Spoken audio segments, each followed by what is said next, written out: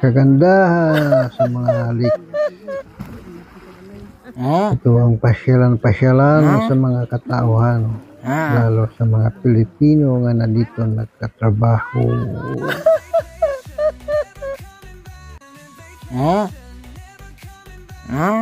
Ganito kaganda ang mga lakes sa Canada. Kahit saang lugar may mga lake. May lake na mababaw, may lake na malalim. Ito maraming mga bata ang naligo. Mayroon pang mga itik. Walang manghilabot yan. Walang nagmuhay na buhay lang sa sarili nila yan. Walang pakialaman. Kundi nakawin dito. Ito. Malawak ng lake dito.